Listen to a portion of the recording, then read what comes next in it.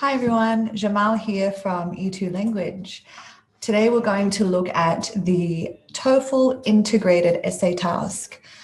So the integrated essay task might seem tricky because you're going to read a passage. You're going to have 3 minutes to read a passage on the computer screen.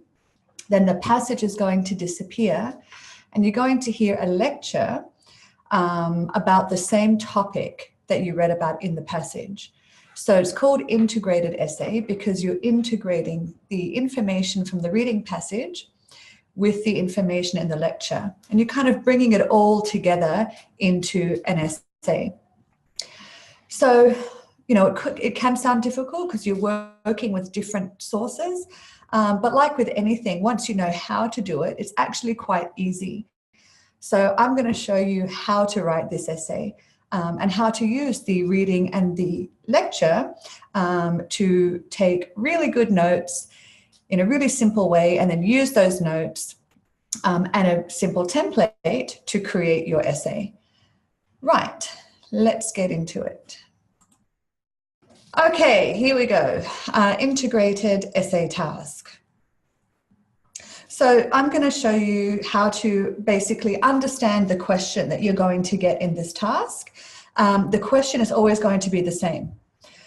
Just the reading passage and the lecture will have different content and a different topic, but the question is always going to be the same. So we're going to understand the question. We're going to master the note-taking. We're going to learn the template for the essay, and then we're going to read a sample essay. So firstly, understanding the question. So the question's always going to be this.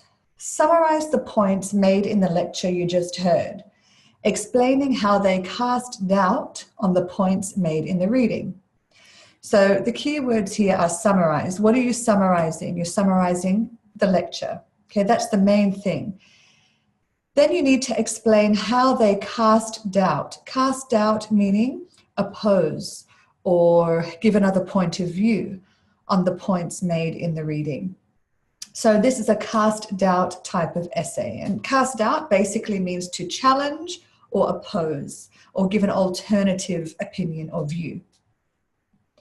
So note-taking in this task is really, really important. Basically, your whole essay is going to be based on your notes. You're going to only hear the lecture once. So you need to take down all the important information that you hear. So how do you do that? Well, you use the same structure that the reading and the lecture use, and that's a mirror structure. So what does that mean? That means that the reading and the lecture mirror each other. For each point that the reading makes, the lecturer makes a counterpoint. And the points made in the lecture will follow the same order as the points in the reading. So let me just explain that. It's basically a point in the reading, counterpoint in the lecture. So what's a counterpoint? A counterpoint is the same idea, but giving an opposing point of view or opposing evidence. So the way the reading is a point, and then the lecture will be a counterpoint. The reading will have another point. The lecture will have a counterpoint to that. The reading will have a third point, and the lecture will have a counterpoint to that. And they're going to follow the same order. So it's going to be nice and easy for you when you want to take your notes. Let me show you an example. So in my reading, the first point, let's just say, I have a reading about chocolate. The first point in my reading about chocolate is that chocolate is high in fat. That's the point. Now, a point is always going to be followed with details. So any point that is made in the reading or the lecture is going to have some detail or evidence to back it up. So chocolate is high in fat, and the detail is that for every 100 grams of dark chocolate, there is 43 grams of fat, which increases the risk of cholesterol. That's point one. Now, the lecture is also going to make the same point, but it's going to be opposing. So yes, chocolate contains fat, but the lecture might say something like, these fats are actually good fats.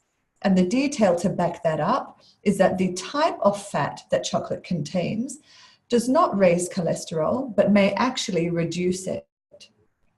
So you can see that for point 1, the lecture raises a counterpoint, and both of them have details to support their points. The second point the reading might make is chocolate affects mood. Okay, so how does chocolate affect mood? Well, it releases brain chemicals, serotonin and endorphins, and this can lead to addiction and mood disorders. So this is a negative, argument against chocolate. The lecture might counterpoint this by saying, yes, chocolate does affect mood, but in a good way. So yes, it releases serotonin and endorphins, but these actually relieve stress and support cognitive performance. So these points are mirroring each other by giving opposing viewpoints or evidence. The third point in the reading could be chocolate causes heart disease. Now, the detail associated with that is it contains saturated fat, which increases cholesterol, which then increases the risk of heart disease. The lecture will counter that by saying chocolate is actually good for the heart. It lowers blood pressure, opens blood vessels, and reduces inflammation, which leads to a healthy heart and lowers the risk of disease. So you can see how the points in the reading are directly related to the points in the lecture, and each point is backed up with a detail or evidence. Now, every reading and lecture is going to follow this structure, regardless of what the topic is on the day of your test. So because you know this, it's going to make it really easy for you to sort of find the main points and their associated details and link them together. So what you need to do in your note-taking is note take the counterpoints and details from the lecture, remembering that the detail will come after the counterpoint. So the lecturer is always first going to mention the point, and then they're going to give detail to support that. Now, to get a high score, you need to include details. It's not enough just to include the counterpoint or the opposing view. You need to give the details to support that. You're going to use all of those details to write your essay. And your essay will follow the same mirror structure, which means that your essay is going to introduce the first point and the first counterpoint. Second point with detail, counterpoint with detail. Third point with detail, and third counterpoint with detail. So let's take a look at the essay template then. So the essay is going to have an introduction. The introduction paragraph is basically introducing the passage and the lecture. And 4 simple sentences that you can easily remember. The reading and lecture both discuss, and this is where you put the topic. The author, so the author of the reading passage, believes that, so the general overarching view of the topic, whereas the lecturer casts doubt on this claim. Casts doubt, meaning proposes an alternative way of looking at it. And a claim is basically an academic opinion that's supported by evidence. So whereas the lecturer casts doubt on this claim by presenting opposing evidence. So here are actually 3 sentences. Okay, so let's take a look at this using my notes or the details from my notes. The reading and lecture both discuss the health effects of chocolate. So they're both discussing the health effects. The author believes that chocolate causes health problems, whereas the lecturer casts doubt on this claim by presenting opposing evidence. So you can see that this is a nice introduction. It's a nice template to use. All I have to do is slot in the topic. In this case, it was health benefits of chocolate. And the author believes that. Well, what does the author believe? That chocolate causes health problems, that we know that from all of the evidence that was given to us. Whereas the lecturer casts doubt on this claim by presenting opposing evidence. So 3 simple sentences there. Now, the body of your essay is going to consist of 3 body paragraphs. And yes, 3 body paragraphs because there are 3 points made.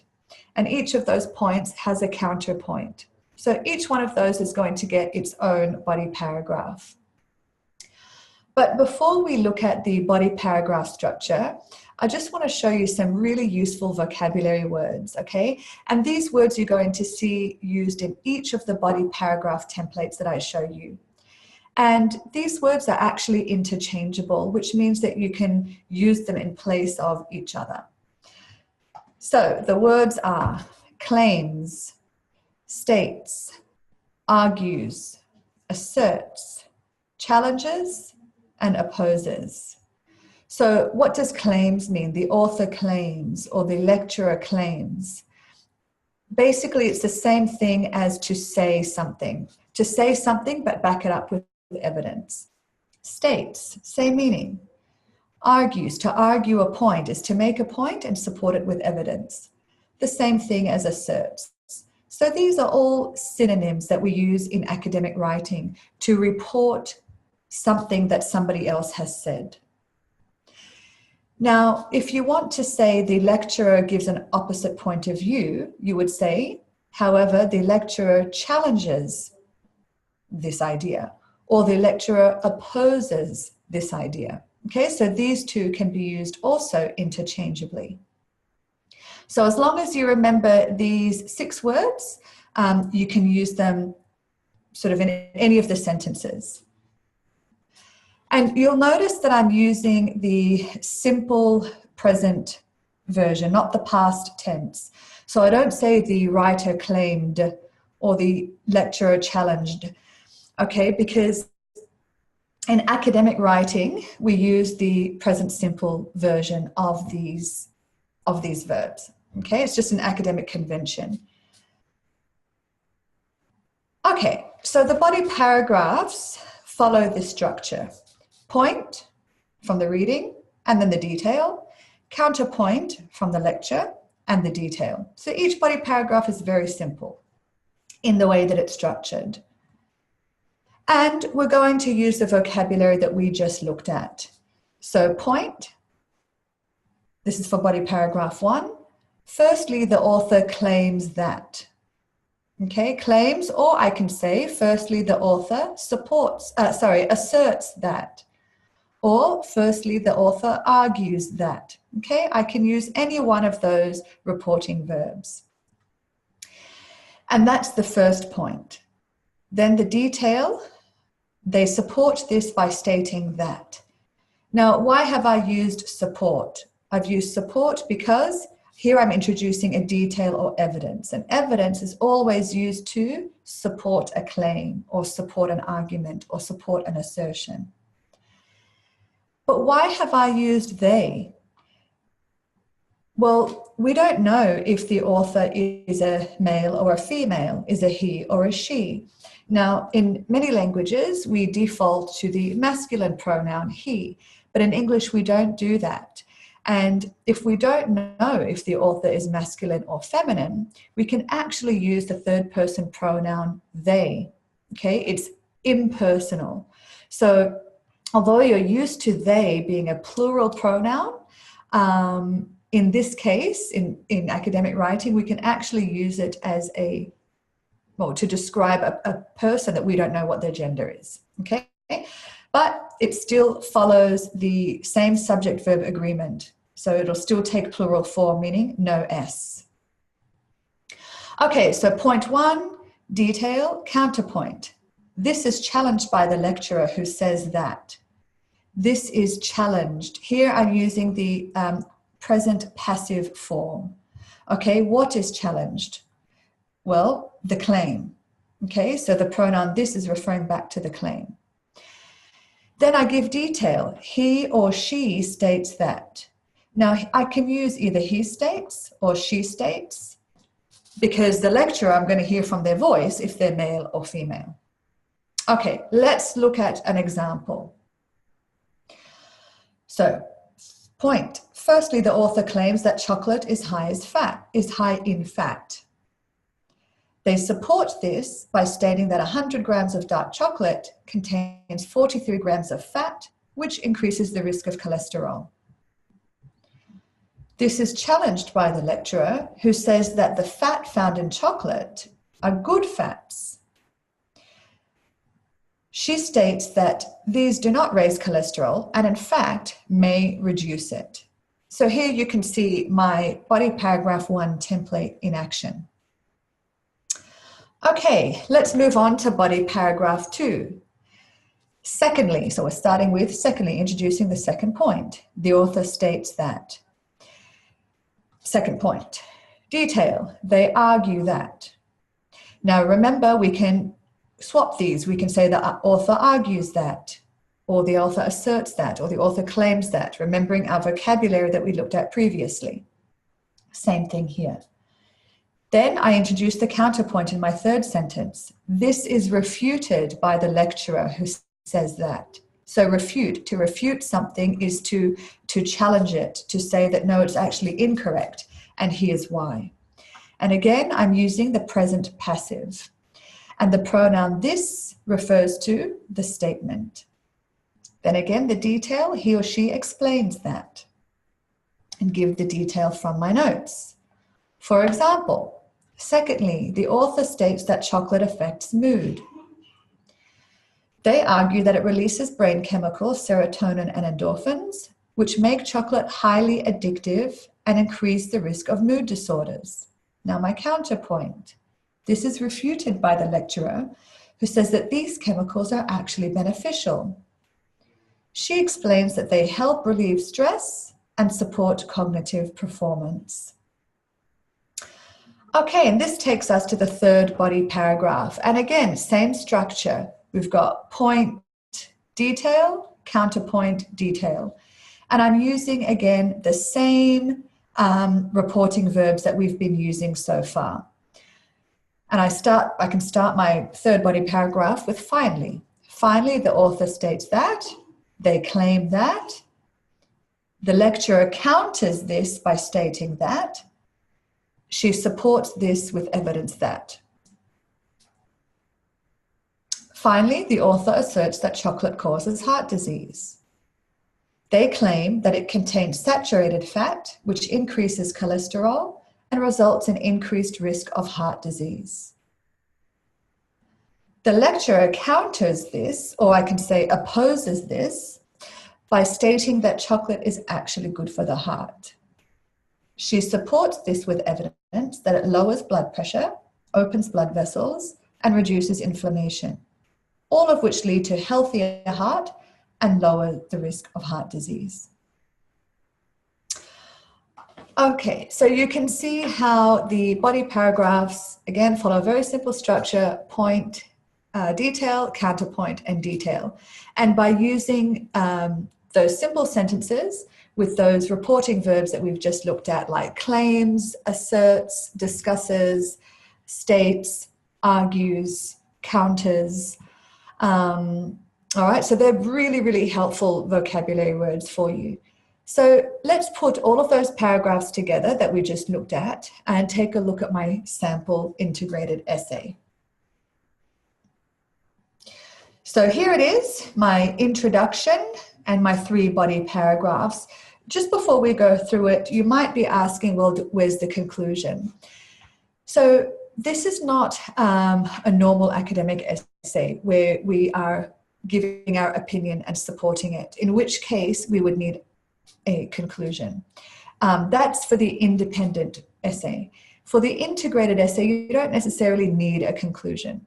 If you have time at the end and you've actually gone through and checked your whole essay, you can feel free to add a concluding sentence, something like, to sum up, the reading and the lecture, the reading and the lecturer both oppose each other, or both present opposing views to the topic. Something simple like that, but you don't need to. Okay, so let's take a look. So the reading and the lecture both discuss. The author believes that, whereas the lecturer casts doubt. And then my first body paragraph is point, detail, counterpoint, detail. Secondly, point, detail, counterpoint, detail, and finally, point, detail, counterpoint, detail. And you're going to see all of those reporting verbs sprinkled throughout. Claims, support, this is challenged, states, argue, refutes, explains. All right, so again, these are really useful academic verbs for this particular task. Okay, so let's take a look at some of your questions.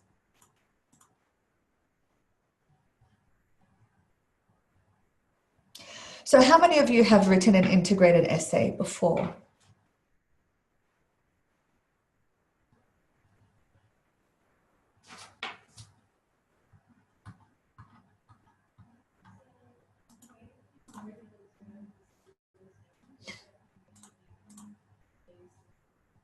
So this essay type is included in the TOEFL because the TOEFL is an academic test. And whether you're using it for immigration or you're using it to get into a university, you're still required to show that you have various skills and that you can bring all of those skills together. And obviously in university, you're going to be required to write these types of essays where you take information from a lecture and you take information from a reading, an academic article or textbook, and you bring them together, you synthesize that information and really sort of show the different arguments within that particular field of study. So it's an important skill that you need to be able to demonstrate in this task. So any questions about the structure, the sentences that I've shown you in the templates, the reporting verbs, or the task in general?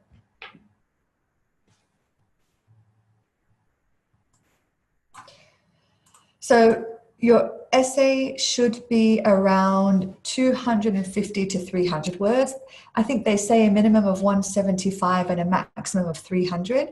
You want to try to write, to the higher end of the word count. If you write 175 or you just write the minimum, it is going to affect your score. So you do want to write, around 250 to 300.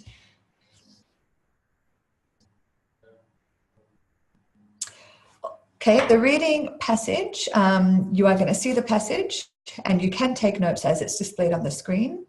It disappears when you hear the lecture.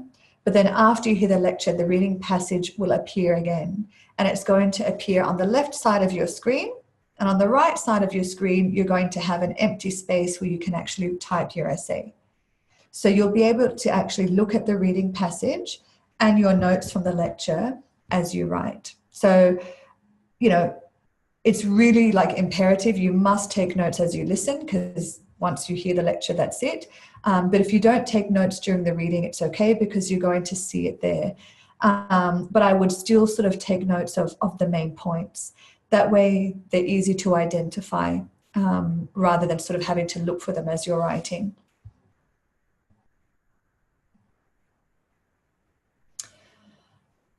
Okay, if there aren't any more questions, guys, we'll leave it there. So I would say practice this method, practice listening, reading, note-taking, and synthesizing information by visiting the E2 Language website. We've got lots of practice tasks, practice essays, as well as samples and assessments for you to access as well and get feedback on. So enjoy, thanks for joining me, and I'll see you next time. Bye.